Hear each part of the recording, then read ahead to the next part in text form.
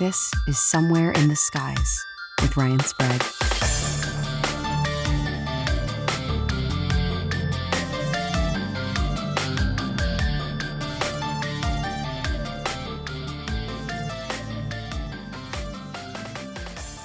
Welcome, everybody, to another episode of Somewhere in the Skies. This is going to be part of our Halloween series. As you see in the background, I'm trying to get as in the mood as I possibly can with all the weird stuff going on in the world today. But I could not be more excited to bring today's guest on to talk about his new film. You've seen him, you've heard him before, you've seen his movies. Seth Breedlove is with us today, and we're going to be talking about his new film, The Mothman Legacy. Seth, thanks so much for joining me today, brother. Yeah, thanks for having me on, man. Of course, you have been a freaking machine lately getting the word out about this film. I watched it last night. I absolutely loved it, man. It was gorgeous, which we will get to. But yeah, I guess before we really get into what Mothman Legacy is about, this isn't your first Mothman endeavor. So I got to ask, what about this one is different from your first one? And give us a little idea with what we're dealing with then with Mothman and small town monsters, and now. Well, yeah, I mean, when we made the Mothman at Point Pleasant, I was working a part-time job still. So like that's like the biggest thing is like I was able to focus on this full time. But I have really fond memories of the Mothman in Point Pleasant, like making that movie. And during the press for that movie, we were constantly being asked if we would be making a sequel to it. And I always said no, because to me, that story, the Mothman story, was that 66, 67 wave of sightings. It wasn't that I was aware there was other stuff. I just wasn't as interested in the other stuff as I was everything that led up to the collapse of the Silver Bridge in 1967. So I had always said no. And going beyond that, like, you know, during that time period, Tommy, we had just had our son. He was 3 weeks old when we stayed in Point Pleasant and did the premiere and all that stuff. So he was tiny. Like it was a very special time in my life. And then the movie came out and did just bananas. Like it did so well, it was ridiculous. And I was just, I didn't think we could top the experience, honestly. But over time, like we started right around that time, we started getting contacted pretty constantly by witnesses and people who claimed to be witnesses. And I started to realize very early into 2018 that a follow-up was probably going to be necessary. We just didn't know what that would be. And we still didn't, even when we started filming this movie, we didn't know what that would be. So what brought me back to it was this idea of story evolution, the evolution of stories and how they're told. And it's something we've been exploring for a while. It's something we've been exploring really since maybe Boggy, probably more like Mothman. If not Mothman. Mothman is the first time we started talking about that, you know, vocally. I think all the movies are about that, but in Mothman, we really started to pull at that thread. And so Mothman Legacy, in a way, is the evolution of that. It's interesting too, because now that I've said that, I just realized that from Mothman of Point Pleasant to Mothman Legacy, every movie in some way is exploring that theme, storytelling and like the evolution of story, except Bell Witch. So I might have gotten it out of my system with the Mothman Legacy. Bell Witch does not really go into the evolution of story. It's more about history and just telling a scary ghost story. But what brought me back to it was the evolution of story and the idea of exploring the history of Appalachia and the Scots-Irish immigrants that sort of settled the area and the Native Americans, the First Nations people who lived there, and how the Mothman story was sort of always a part of that part of the country, whether it was called the Mothman or a Banshee or whatever. And so that was what drew me back to it, you know, and I'd be lying if I didn't say that there were so many witnesses contacting us that I knew we wouldn't have any problem with that side of the story. Like we would not have it. There would be no dearth of witnesses to talk to about their encounters. Right. And that really surprised me. And I do want to ask you a little about those eyewitnesses who came forward. But before we get to that, moving back to Point Pleasant, we I want to talk about the cultural aspect too, because that's fascinating to Hmm. me. But Jeff Walmsley, the guy who runs the Mothman Museum in West Virginia, Yeah. can you maybe for our audience who aren't familiar with who this dude is, who is Jeff? What does he do in the town? And yeah, maybe give us an idea, paint a picture for us of what's going on in West Virginia. Well, yeah, Jeff is hair. That would be hair. No, Jeff is See that? so Jeff's the curator of the Mothman Museum, and I first met Jeff in November of 2016, and I've since become a friend of the family, and my wife's friends with his daughter, and like we both have kids and all this kind of stuff. So he's a really cool guy. But he, um, other than John Keel, and probably more so than John Keel, Jeff Walmsley has done so much for the Mothman story and the history of the Mothman, and really just paranormal history in that part of West Virginia, if not all of West Virginia. He is a human archive of information relating to that case. He's interviewed witnesses. He's interviewed experiencers and basically investigators, like anyone that's had any kind of connection to the Mothman story he's talked to. And he's been running the Mothman Museum in Point Pleasant since the late 90s or the early 2000s. Formerly, he was a record store owner, and he still is a teacher today.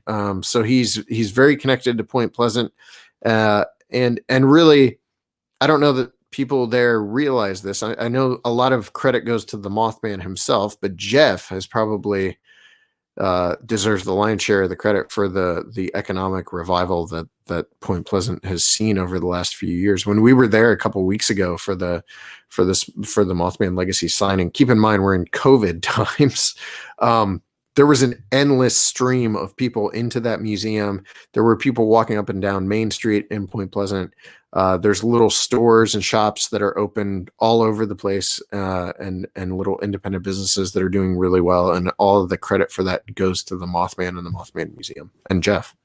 Right. And I mean, even in this film, Jeff mentions like this thing draws in tens of thousands of people, which is incredible to me to think of. Like, you look at something like Roswell, if that craft hadn't crashed there in 47, Mm-hmm. that town would probably be gone.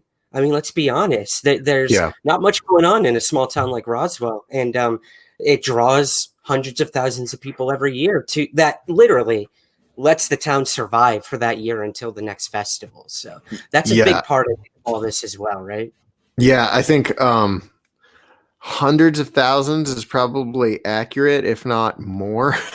Like, Yeah. I mean, you got to think of like the one day we were there, we saw thousands of people coming in and out of there, and I'm not exaggerating. Like, it's just an endless stream of people, and the festival draws 15,000 annually. It's the second biggest event. It's the second biggest draw in the state of West Virginia. And anymore, the way it is, like, if people are talking about West Virginia, they talk about the Mothman. It's just like part of the state's history. It's like Right. country roads and Mothman. That's what everyone knows about West Virginia. Yeah, you can't understate the value that the Mothman gives to that state.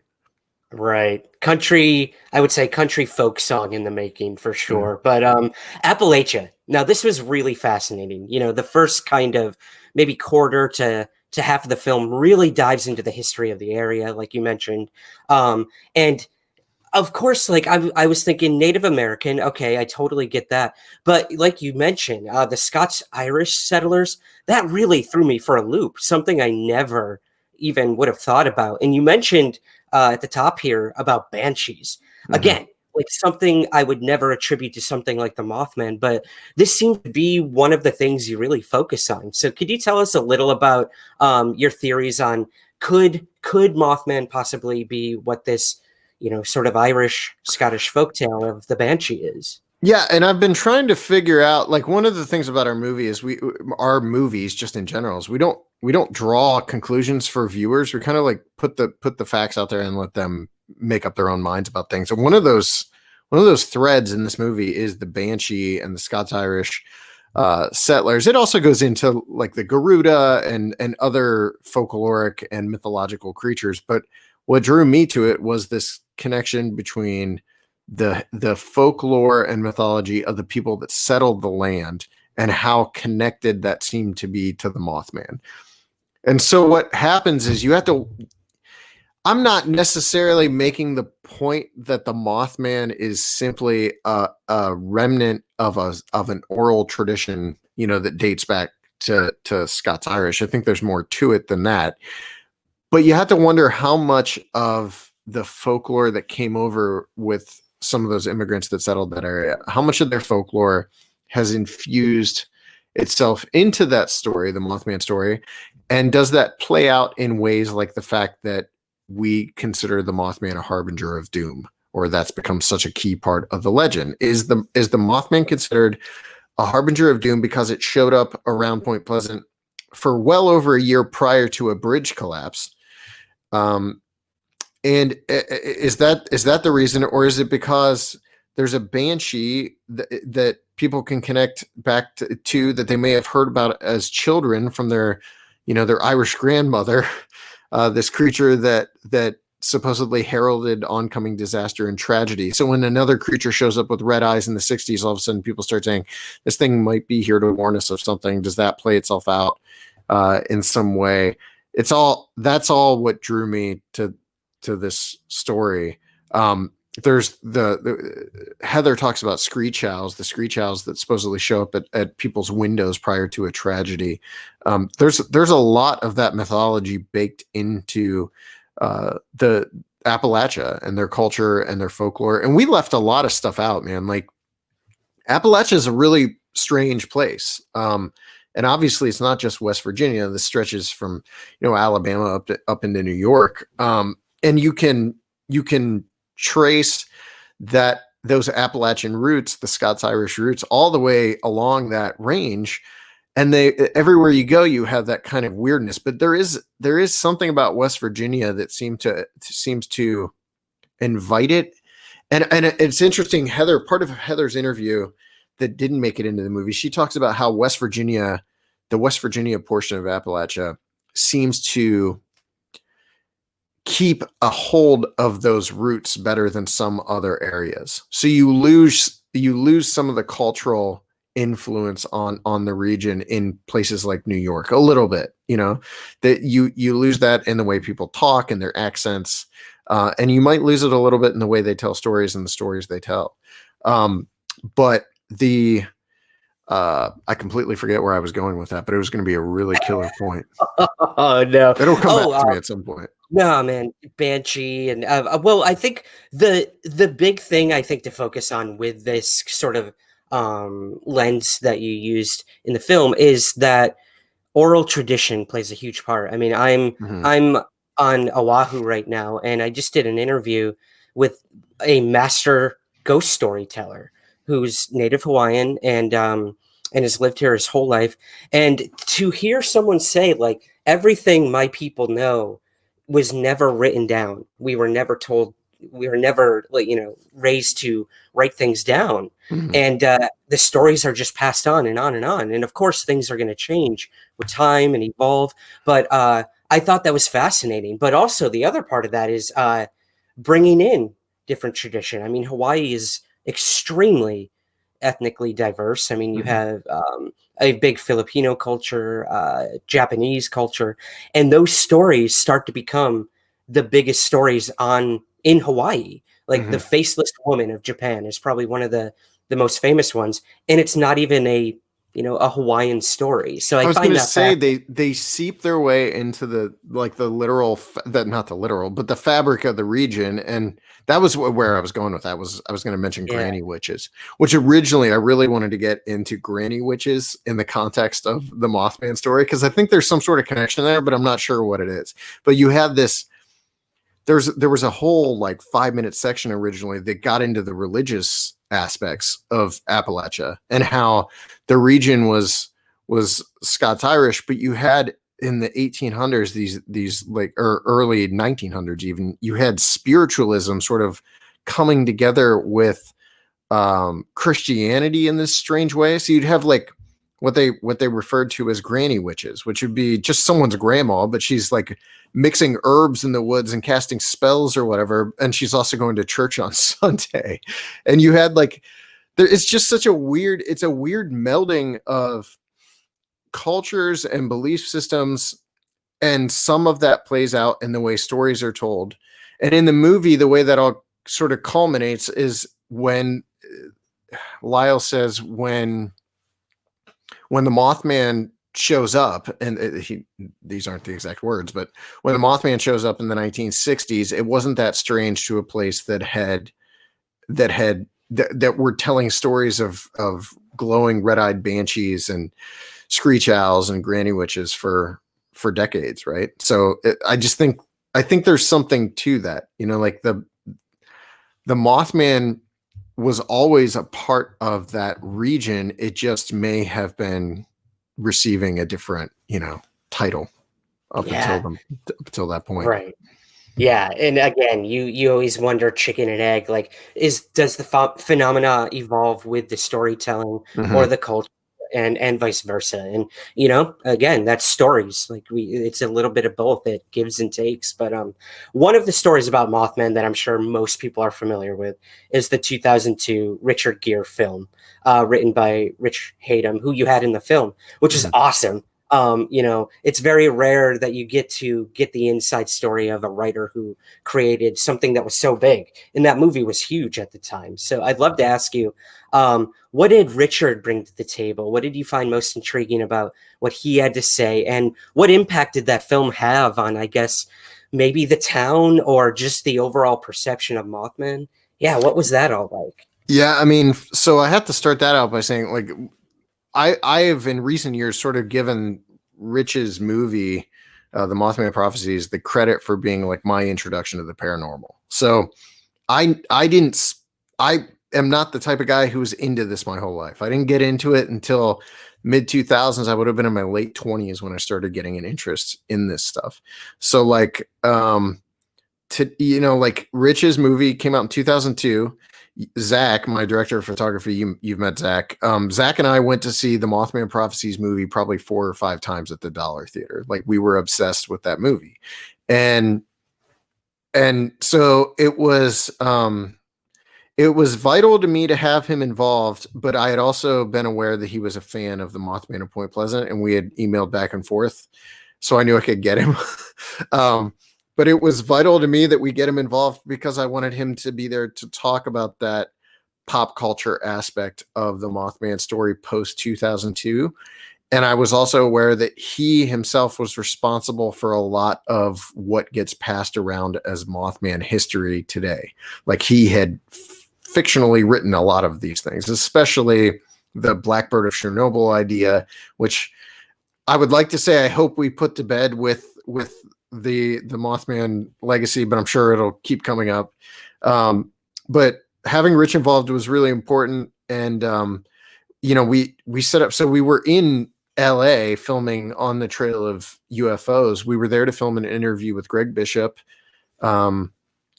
We had 2 other interviews there. Ellie was with us. We were interviewing her, and then we had another interview. And then we had an interview with Forrest Burgess, actually, for the Mark of the Bell Witch. He's one of our key people in the Mark of the Bell Witch. So it's kind of a weird trip because we were out there to film interviews for 3 different projects at once. And actually, we did Forrest's interview in one room of this rental where we were, and then we did Rich's in the next. So it was like back to back. We did their interviews for 2 different films that we were nowhere near filming yet at that point either. But the most surreal thing to me about this whole thing has been watching Rich react to the movie, The Mothman Legacy. I just had a conversation with him yesterday. I did a Zoom interview with the guys from Astonishing Legends and him, and we just talked about the movie and the making of the movie and everything. And he went on like a like a 3 or 4 minute tangent about how much he loved the movie and why. And I like was this close to tears. Cause like I'm sitting there like listening to him talk about it. And I could very easily cast myself back to Zach and I sitting at Movies 4 in Canton, Ohio, watching his movie, like, and really getting into film. And that was a very formative point in my life because I was really into filmmaking. And that's what Zach and I bonded over, was like filmmaking. And to hear him like talk about how much he enjoyed the movie was obviously probably one of, if not the highlight of this whole thing, one of the highlights of it. But just having him in the movie, he plays such a key role. He's got so much unique insight into the Mothman story. And then he has his own theories on what's going on. Like he's shifted. Like he started very early on in his looking into the paranormal. He was very much, I think he was a lot like I am now. Very ground level, doesn't necessarily buy into a lot of the paranormal stuff. Like more, he tends to go more like nuts and bolts at that point in time. He tended to go nuts and bolts when it came to this kind of stuff. And now he's shifted like dramatically. I think he very much, is in the, I hate to speak for him, but I think he has some opinions on it that would push, the boundaries of like quantum physics and all that kind of stuff. And so it's he over time he's gone in a very different direction from where he started. So having that insight was really important as well. That's awesome. Yeah. And again, the idea that our thoughts and theories can constantly evolve on all of these phenomena is extremely important. And, I think there is a very trickster element to all of this, where the minute we think we have an answer of what Mothman could be, something else gets thrown on the table. And that's awesome. I think the journey is so much more rewarding, right? I mean, if we knew the answers, it probably wouldn't satisfy everyone. First of all, everyone's still going to have their own theories on what it is or isn't. But yeah, I always find that fascinating when people are willing to change their mind and adapt to a new set of, either scientific rigor or just storytelling, Yeah, I think that's probably where he's coming from too. Is like that story, and there's some similarities there between Rich and John Keel, because you've got that same shift that happened with John Keel. Like Keel did not start out where he ended up. He didn't come into this with like his ultra terrestrial hypothesis sort of formed.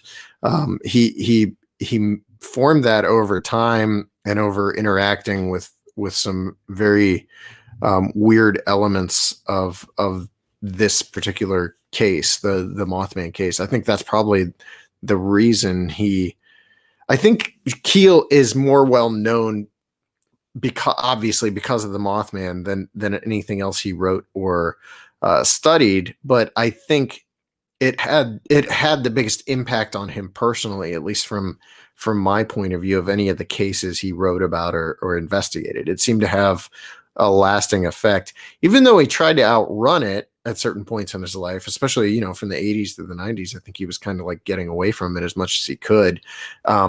When the movie came out, it brought him back around, and it was kind of like, I think what I like about that is it's almost a redemptive story, not just for Point Pleasant, but for Keel and his relationship with the Mothman. Like he had kind of done everything he could by that point to put some distance between himself and the Mothman story. And so when that movie came out and he traveled to Point Pleasant and saw how much they were embracing the story and the statue and all that, I think it played a role in him viewing, if not his entire career, at least that particular case in a new light, a less negative light than he might have been viewing the whole thing as at that point. Right. Yeah. And see, maybe that's what it was supposed to be all along, and if I'm not mistaken, he passed away not too long after the movie came out. Right. So yeah, that is kind of a full circle moment, I think, which is cool. Well, in terms of John Keel, I mean, we know about his work on all of this. We know, Gray Barker was involved at one point, and this is kind of, amongst some other UFO events where we start to have the lore of the Men in Black start to pop up. And I thought it was really cool in the film. You introduced someone that I'd never heard of, and that was Mary Hyre, who was a reporter in West Virginia. Mhm. And she had some interesting run-ins as she was constantly covering the Mothman story. So, yeah, could you tell us a little about who Mary was and why you decided to use her in the film? Yeah, I mean, Mary to me is more important to you have to be careful how you phrase this. Mary to me is in a lot of ways more important to the Mothman story than Keel, because once Keel was done with it in 67, once the bridge had collapsed, and he was already by the point in at which the bridge had collapsed, he had kind of like stopped coming to Point Pleasant even at that point in time. But once that bridge collapsed, once the Silver Bridge went down, he was done. Like, he did not return to Point Pleasant until the movie in 2002 had come out and he came for the Mothman Festival. So he was done in Point Pleasant, but Mary was still there. And at that point in time, she was writing for the Athens Messenger, which is, they say it's a nearby, it's a nearby town, but it really isn't that close. Like, Athens is 45 minutes, close to an hour away from Point Pleasant, but apparently there everything is kind of spread out. So she wrote for the Athens Messenger, and she had an office in downtown Point Pleasant, and people would come to her with their, not just their Mothman stories, but UFO encounters, Men in Black stories, and all that kind of stuff. And then she would almost act as a clearinghouse for Keel. She would go, she'd pass that stuff on to Keel. A lot of the cases that you read about in the Mothman prophecies are stories that were passed to Hyre, that Hyre then passed on to Keel. So Hyre deserves, to me, the lion's share of the credit for the investigation that went on into the Mothman story, and definitely for preserving those stories. She had a newspaper column called Where the Waters Mingle, called that because Point Pleasant sits on the confluence of the Kanawha River. I think that's how you say it, Kanawha River, and the Ohio River. So it's where the waters mingle. It's the confluence of those rivers. And over time, basically that column just became her reciting strange activity around Point Pleasant and much of West Virginia. And there was an incident sometime during 1967 wherein she was visited one night by a mysterious man in black who came into her office. I believe he asked her if she had a pen, and then when she handed him the pen, he acted as if he had never seen the pen, and didn't know what to do with it. Really weird incident. Also had a creepy smile, and eventually left. And that's become like one of the more famous parts of the Mothman story. The coolest thing about that is you can still go to right down by the State Theaters is that office, her old office, and there's still a sign out front that says Hyre on it, so you know where you're looking when you're down there. But yeah, Mary was played a key role in the whole thing. She passed away prior to the release of Keel's book, so not long after the bridge collapse, not even 10 years, she had passed away. But you can find, there's the John Keel archives online. You can find some of the letters that her and Keel would write back, and it becomes pretty obvious she's really feeding him a lot of the information. Yeah, one of the forgotten people, I think, of all of this. So it was so cool to see you highlight her in the film. And the other big aspect of the film that we haven't really touched on yet is, like you said, the stories. And you had some incredible eyewitness encounters in this film that stretch far beyond just Point Pleasant and everything. And I was wondering, is there one story, Seth, that you covered that kind of really stuck out to you as unique, or that you may have thought you knew where this film was heading or the stories were heading, but completely threw you for a loop? Anything really stick out to you in terms of the eyewitness accounts? Yeah, if it's cool, I'll do two, because Sure. So the first has to be Marilyn, and she's the first witness you actually meet in the movie. And the reason this one was unexpected and really took the movie in some unique places was I had set up the interview with Marilyn because there was a story I had heard of hers, and I have to give credit here to Heather Mosier, who assists in all of our research stuff on these movies and helps line up interviews and everything. She's been amazing. But Heather and I had talked about Marilyn had a sighting that happened in the 70s where her and a friend from school were driving home from a dance or something, and they heard something land on the roof of the car, and they had to try to get rid of it. So they were like flying down these roads and like trying to shake it off the roof of their car. Really interesting story.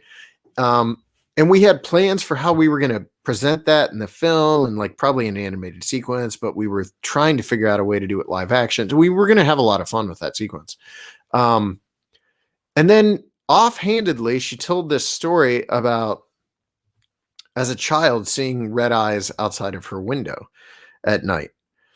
And then she went into the story about the car and all that. And then we shut down the cameras. And as we were getting ready to leave, she started talking about how her dad was in a plane crash a week after her sighting, and how she believed that the Mothman appeared to her as a child to warn her of her father's the plane crash.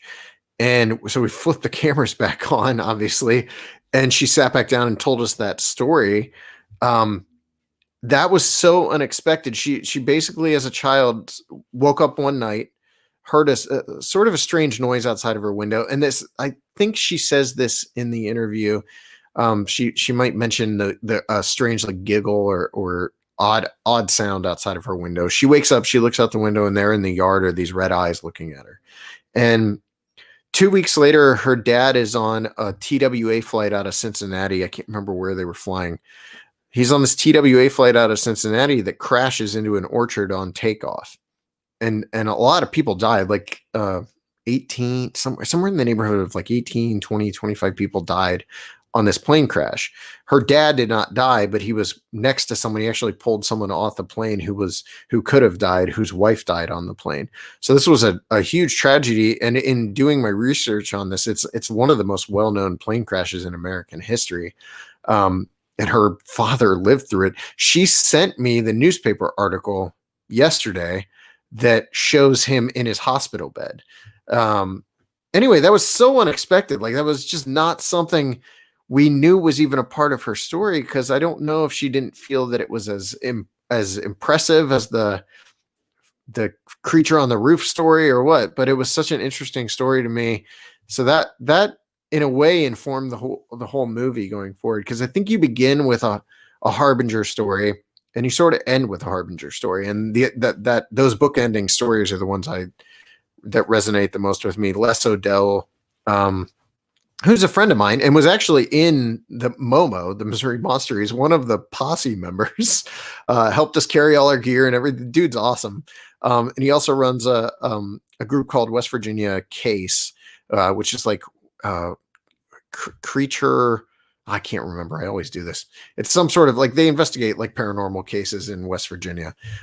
Super cool guy, but he has a story about, and it just occurred, I think in 2019, if I'm not mistaken. It took place in 2019 when his father was basically dying. His father was, going through a lot of health issues, and Les and his brother had basically moved in the house to help take care of him. And one night, Les woke up in the middle of the night from a nightmare. He had this nightmare that his son, who shouldn't have been there, was standing next to his bed. And he couldn't figure out why he was there. And it really scared him. And he wakes up. And when he wakes up, at the foot of his bed is this creature. And it's around 4 feet tall, wings, and it was gliding in the air. And he also said that it sort of like was a little bit like a VCR, like when you have a VHS in or something. It had like a static look to it, which I thought was really interesting, because I've experienced something similar to that, not with a winged creature. But anyway, he said it glided across the room, never touched the ground, glided across the room and went through a wall. And about, I think it was a day and a half later, his father died.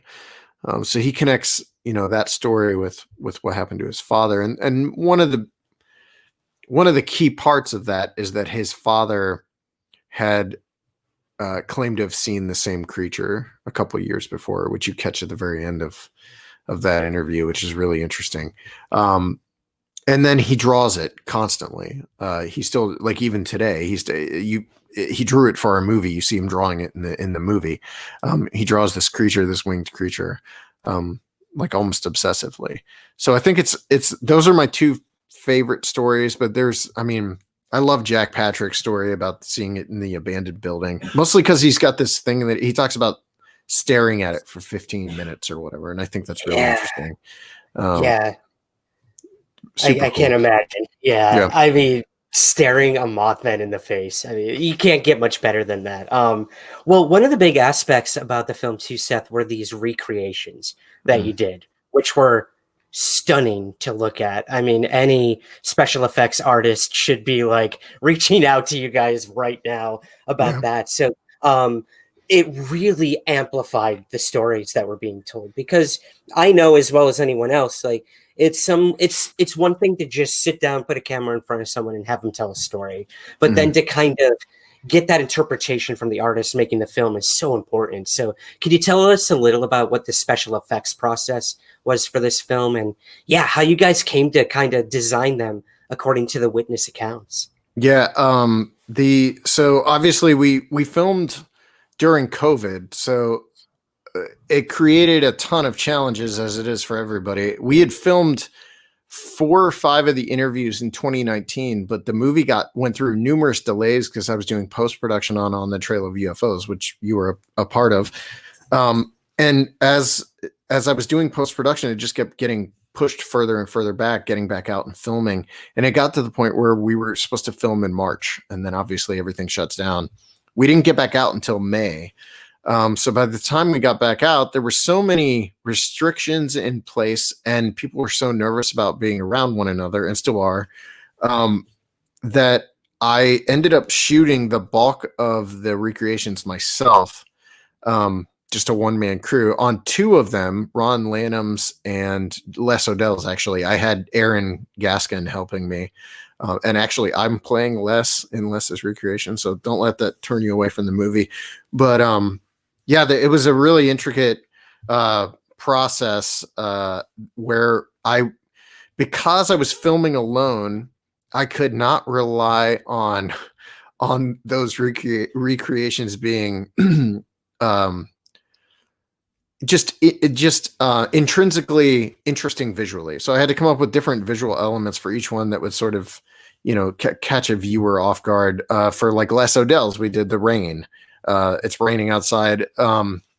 For Jack Patrick's, there's this theme that I ran with visually of like everything turning, which was based somewhat on the fact that he was pushing a bicycle when everything happened. So you're in the spokes of the wheel and you're turning, but also his world was somewhat turned upside down when he saw that creature that night.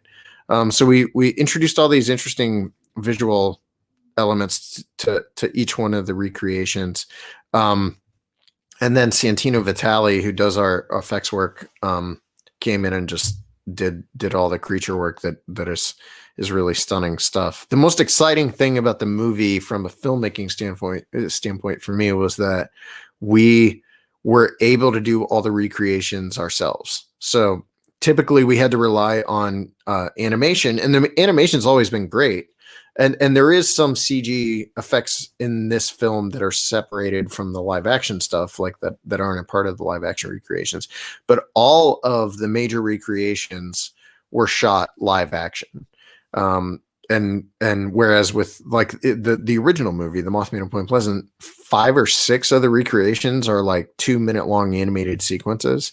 We didn't have to do that. We were able to do this all in camera. So that was really exciting, and presented like a ton of challenges, because I'm not Zach with a camera. I don't fancy myself like a cinematographer.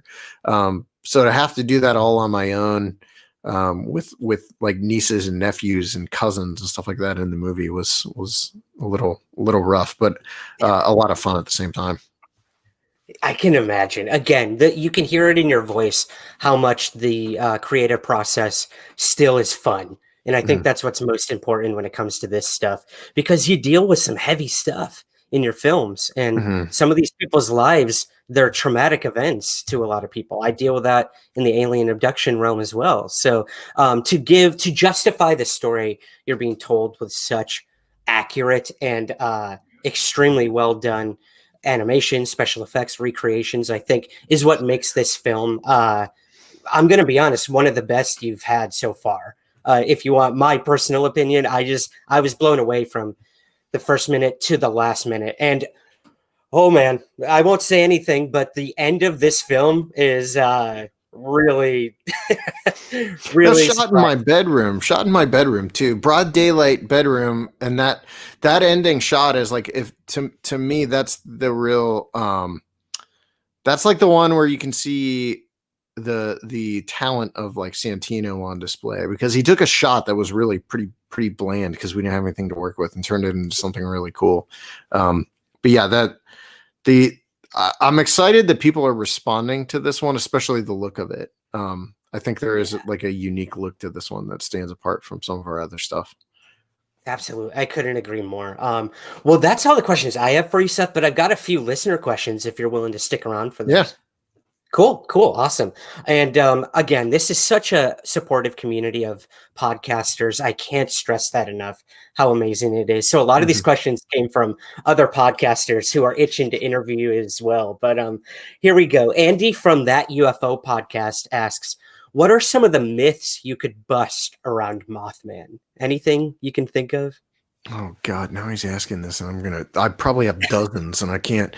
Well, I mean, the thing to me, like, I just don't buy into the Mothman's connection to the Silver Bridge. I never have, because the idea is, right, the Mothman showed up 13 months prior to the bridge collapse, and then there's this bridge collapse 13 months later. First of all, it wasn't 13 months that he was sighted in like October or September of 1966.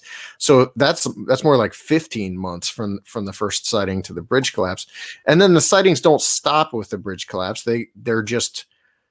The reporting on them ceases, and talking about them kind of stops around Point Pleasant. But as far as you know, there being a connection to the Silver Bridge, I hesitate to make it because I don't actually see that connection for myself. I think we write that onto that story because there was a tragedy, you know, at a certain point during a year where the Mothman was sighted. There's a lot of myths about the Mothman that I can probably bust, and I just cannot think of them right now. I'm terrible. That's totally fine, man. No, not at all. But I think you stressed the most important thing is the bridge collapse, which now everyone connects. And then that's when you start to build onto this idea that Mothman is a harbinger of doom. And I mean, it kind of reminds me of, you know, the first flying saucer event with Kenneth Arnold back in 1947. He said that these craft looked like saucers skipping off a body of water. Right. He didn't say they were saucer shaped, but then look, everything after that, a misquote, I guess, in the newspaper of flying saucers. Everyone saw flying saucers after that. So again, it's kind of building onto that story and having it influence everyone's accounts thereafter. So you have to wonder, and I think that's a really cool thing. And that's huge. You know, that the bridge collapse is not part of it, because a lot of the mainstream, that's all they know from the movie. So that's cool. All right. Yami from the Cryptid Chat podcast asks, Seth, what is it about Mothman specifically that you think draws people to him or it or her? I don't know. Yeah, I just did a whole interview with Latino Review about this, and we talked about it for like 15 minutes, because that was like that question came at like the perfect time today and then, because we had just been having this discussion about that in one of the group threads on the STM group on Facebook. I personally, this is going to be comical coming off of someone who just claimed that there was no connection between the Mothman and the Silver Bridge. But I personally believe that it is that 1966-67 story that excites people. It's a 3-act structured story with a beginning, middle, and an end, which you do not get in cryptid or paranormal stories traditionally. You know, like usually it's more like what you know, you see with something like Boggy Creek Monster, where it's these sightings that keep going, and, you know, there's multiple people involved. The 66-67 wave of sightings involves like some key characters. Like there's these people like Keel and Hire and the Scarberries and the Mallets, and then you've got this sighting of the Mothman, and you've got all these other elements too. Like from a story standpoint, that story has everything.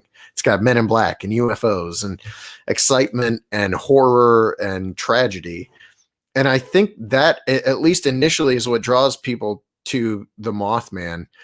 Because as a creature, there's nothing that really separates the Mothman that much from, like a Thunderbird or some of those other traditional stories. But because of that 66, 67 wave, you have Mothman taking on the role of a harbinger of doom, or a creature who's warning us of oncoming tragedy. Either way, he takes on this identity that might not have existed without that wave, without that story. Interesting. Yeah, you're right. I mean, it's almost a screenplay written without having to have a screenwriter, Yeah. I guess. Yeah. Put it. But yeah, and I think it's sort of a gateway into all this, We hear about it from the infamous story of the bridge and everything, or the movie, and then you can really start to focus on the individual stories of those who have cited it. So I think that's pretty cool. Awesome. Well, Lake on Twitter asks, did you ever have any patterns of electronic disturbances or anything when you've been in West Virginia, Point Pleasant? Any interesting stories you can share? Yeah, I mean, that's the thing that you hear about so there's two places you hear about that constantly. One is Adams, Tennessee, with the Bell Witch. We experienced nothing there relating to our electronics. With Mothman and Point Pleasant, supposedly when film crews or like paranormal investigating groups or whatever come to Point Pleasant, they run into all sorts of like electrical interference and batteries draining and lights turning off and all this kind of stuff. We, during the making of Mothman and Point Pleasant, experienced none of that, and we were there for extended periods of time. However, during the making of, weirdly enough, Terror in the Skies, we did not experience this again during the Mothman of Legacy. This was only during Terror in the Skies. We filmed 2 interviews that are in Terror in the Skies in the State Theater on Main Street in Point Pleasant. And one was with Ken Gerhard and the other was with Allison Jornlin. And during both interviews, we experienced 2 really bizarre. One of these things is not that bizarre now that I know more about what's under the stage at the State Theater, but we experienced 2 really bizarre, I hesitate to call them phenomena, but strange occurrences. During Ken's interview, we were besieged by flies, which was really, it seemed odd at the time. I mean, they were everywhere and they came from out of nowhere, but there were all of a sudden these flies all over us. I've since learned that there are sewer issues under the stage there. So that's more than likely what was happening there. But during that interview, we kept having his microphone go out, which was weird. And then during Allison's, the batteries, we would put a battery on a light and it would drain almost automatically. And this happened multiple times to the point where we were forced to run extension cords to the lights because the batteries were draining so quickly, and they were fully charged. And one thing about that State Theater that's strange is that tragic and strange. After the collapse of the Silver Bridge, you're talking December of 1967. It's a really cold day. They brought the bodies for identification to the State Theater and put them in the State Theater. And I believe they were in that theater for at least 2 days. They turned the air conditioning in the building on full blast, and that's where the bodies were left for identification, was in the State Theater. So there is a tragic history to that building. I don't know that's what drained our batteries, but that's the only thing we've experienced in Point Pleasant is our batteries draining in the State Theater. And Ken being covered in flies, to the point where when I was cutting his interview, I had to cut around the flies landing on his face. Like, it was that bad. Oh man, that I'm sure that was tough. Yeah. Well, again, just running with that whole winged creature thing. Now you got flies swarming everywhere. Yeah. But I didn't know that they stored the bodies there. I mean, that's just a plethora of paranormal, supernatural possibilities as well. So that's interesting. You do have to wonder. You mentioned Allison Jornlin, who is very well known for having investigated Mothman sightings in Chicago and areas around there. Yeah. We have another listener question here from Rick M, who asks, being from Chicago, I would like to know if there have been any MIB or intra-cold-like activity going along with all of the sightings we've had in Chicago. Do you know anything? I know you're working on a project that takes place, over Lake Michigan and whatnot. Mhm. So, yeah, do you think we're dealing with the same creature from West Virginia and in Chicago, Seth? I don't know that there is a connection so much as they needed to brand it something and the media sort of dubbed it the Mothman. There are some similarities between what's going on there in that what people are seeing occasionally does seem like just some sort of large bird or something, but more often than not, the sightings that are happening there do take on like a paranormal nature. Where people are talking about the creature being so black that it's like staring into nothing and that kind of thing. So yeah, I don't know that we're dealing with the same phenomenon as what happened in Point Pleasant, but at the same time, I don't think there was one phenomenon to blame for the Mothman in Point Pleasant either. I think there was a lot of different things happening that contributed to the Mothman story, not just ignoring Men in Black and UFOs. I'm talking about what was responsible for what people were calling the Mothman. I think it was multiple things, and so I'm really interested in what's going on in Chicago. We're going to head there at the beginning of December to make our movie. And it's going to be the first like full scale investigative look we've done at one of these cases as it's happening. We're not even really setting up advanced interviews other than we're going to interview Allison. We're going to interview Tobias. I'm going to make sure that, we have those two talking about the case, but,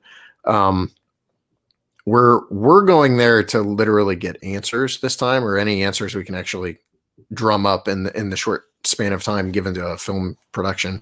And we've never done that, and I've always wanted to try to do that. So that's going to be my goal with that movie. And I don't know about like Indrid Cold or UFO activity taking place. I mean, it's Chicago, so there's going to be UFO activity, but I don't know how much is taking place in connection with the so-called Mothman sightings. Yeah, and I know Tobias personally researched the Chicago O'Hare UFO incident, which is very famous now, and also winged humanoid creatures, I believe, being sighted in that same area. So again, you have to wonder, the same with Point Pleasant, like, was one door open where all different phenomena started coming through or peeking in? You don't know, but I can't wait to see what you guys do with that. And we should mention in Mothman Legacy, you do post theories on what Mothman could be according to each cultural background and whatnot.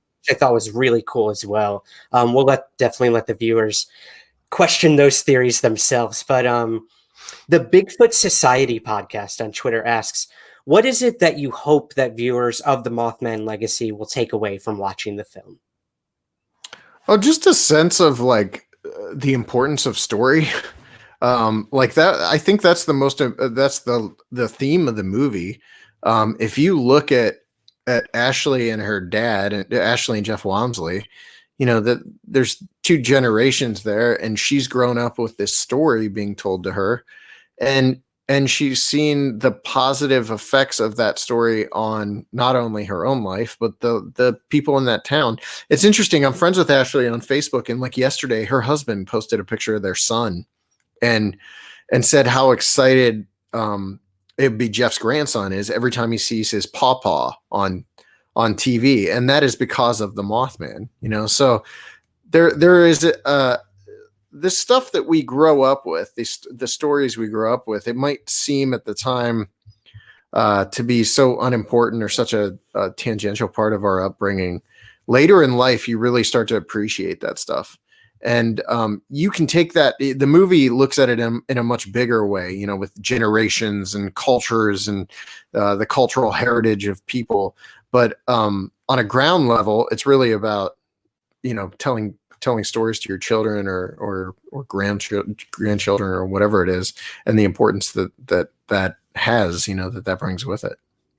Absolutely. And I think also the focus on the individual, you did such a good job of putting the microscope on these people in the film and how the events affected them. Again, Mhm. like it's cool to hear a story about it. It's the same with UFOs. Like, how big was it? What did it look like? Great. Like, what happened? But how did it impact your life thereafter, your belief systems, the community, everything around it? So yeah, I thought that was a really fascinating approach you took in this film, and I loved it, man. I can flat Awesome. out say, like, I'm a huge fan of this movie, fan of Cool. everything you do.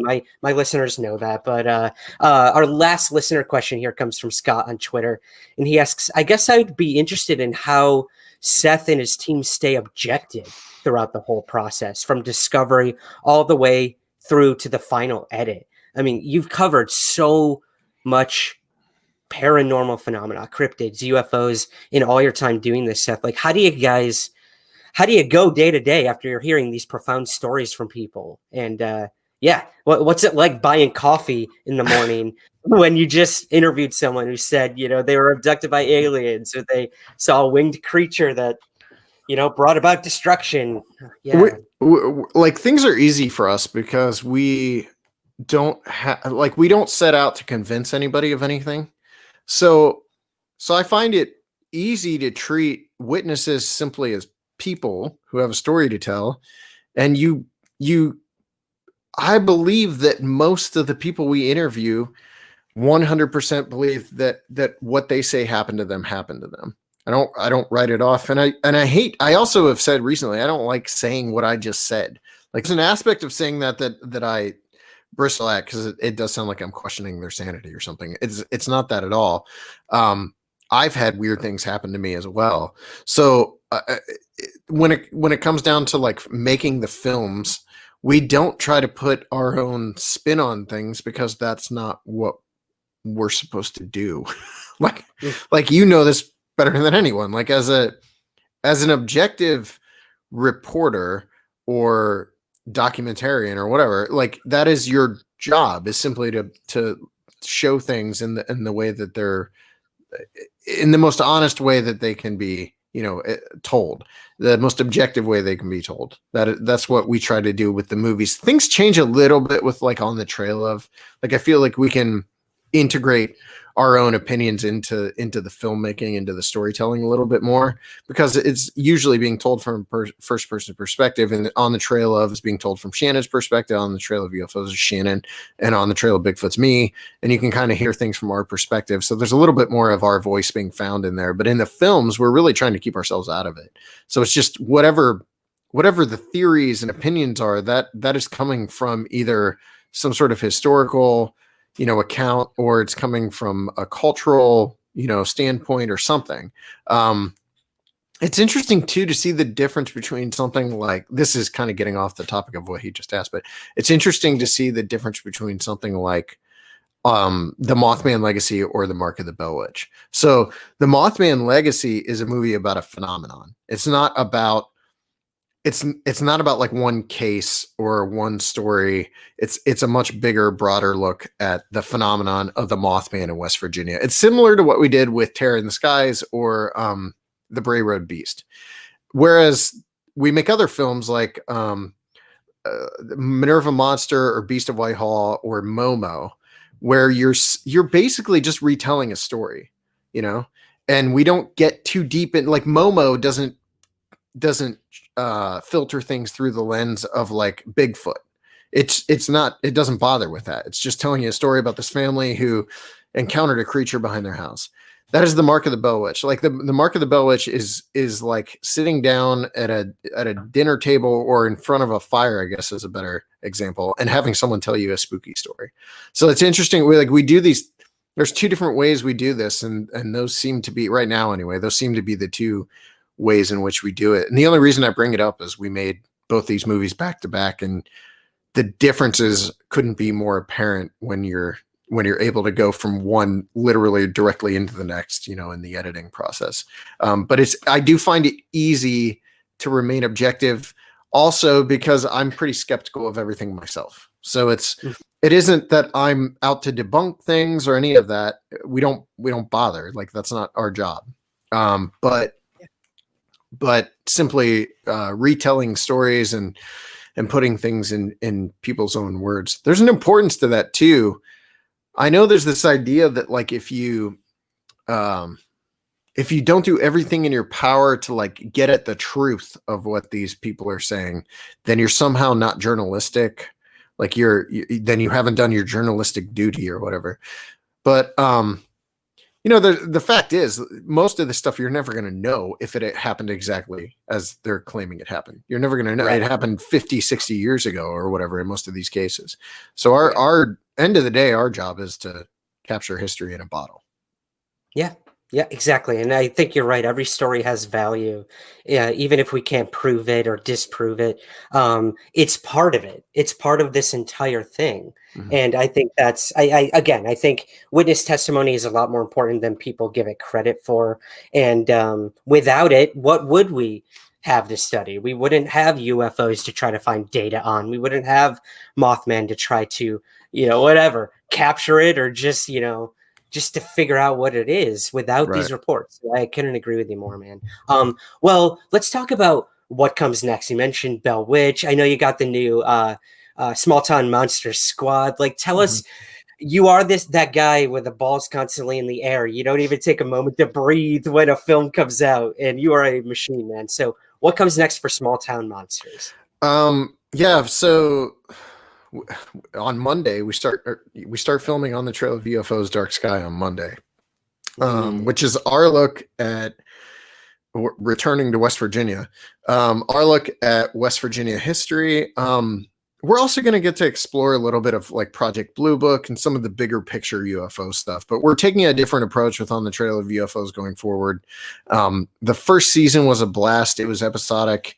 It was great. It cost me an absolute fortune. I think you can see it when you watch the movie that it cost a fortune because we're jumping locations 6 times in every episode or whatever, and you're seeing the entire country. It cost a fortune to make it. We're making an indie film here, so it's at a certain point you realize that you got to rein it in a little bit. So what we're doing going forward is making these movies that are sort of set in specific locations, but will broaden out the bigger picture of ufology. And we're also trying to get a little more investigative in what we're doing now. We've set the stage for UFO lore, where UFOs stand. Now we're going to start looking into it for ourselves and kind of finding new angles to some of these old cases. Also, just in general, I don't think people realize the amount of UFO activity that took place in the state of West Virginia from like the 1950s into the 1980s. And that's a huge part of this for me. So we're going to start on that on Monday. Beyond that, Mark of the Bell Witch is ready to come out. We're going to launch that in December. We're going to go back to the self-distribution model. So we're going to self-distribute that sometime in December. It'll come out right around the same time as the 200-year anniversary of John Bell's death. The trailer for that should be dropping sometime this week. And then I'm really excited about, by the way, that movie pushes like our visual style as far as it's ever been. Zach did all the director of photography work on the documentary, and then Santino was actually my DP on the recreations. And Santino, by the way, just finished working on Mortuary Collection. It's on Shudder. He was one of the effects artists on that. So I want to make sure I rep that because it's a really cool movie. It's like an anthology, a horror anthology. And it's getting a lot of press. Like people are really digging that movie. Santino was a key part of that. But you guys, when you see this movie, I've always had issues with paranormal, with like ghost movies, with like ghost reality TV. It's all ghost hunting, right? Like that's all we really see is some element of ghost hunting in those stories. This is not that. This is a ghost story being told to you. Yeah. So Mark of the Bell Witch will be out in December. And then next year we've got a whole bunch of stuff coming out. We've got Howl of the Rougarou, On the Trail of Bigfoot, The Journey, which we filmed this past summer. There's On the Trail of Bigfoot, The Discovery, On the Trail of Lake Michigan, Mothman. There's a lot happening, and you mentioned Small Town Monster Squad. So we announced that like last weekend as far as like what it is, but we're really starting to expand on what it is, and I'm really excited about that. It was originally supposed to be a just simply like a members only section of our site with like some YouTube videos and stuff, but it's we were contacted by YouTube like a week ago about joining up with their beta. So at the point where we had already sort of prepared to do something else entirely, yeah, we were contacted by YouTube about being part of their membership beta. So you go on YouTube, on our YouTube channel, and you can click this join thing, and then you select the level you want to be at, and you get basically like a ton of different content. We're launching. There's multiple series involved in this. There's like eyewitness reports, investigative reports, production diaries, uncut interviews. Like we just launched David Weatherly's uncut interview from On the Trail of UFOs on there. It's this massive like 1.5 hour long interview with David Weatherly about UFO history. And then there's tons of live stuff. The biggest thing is it's supposed to play a key part in On the Trail of going forward. So when we go to on the shoot next week, we're going to be going on night ops, every night, including in like Flatwoods and some of these historic locations. And we're going to live stream them. So you can be a part of that on there and take part in it. Location tours, live Q&As, all that kind of stuff. Small Town Monster Squad is what we're calling it. You can either go to the YouTube channel for Small Town Monsters and click join, or you can go to smalltownmonsters.com/members to check that out.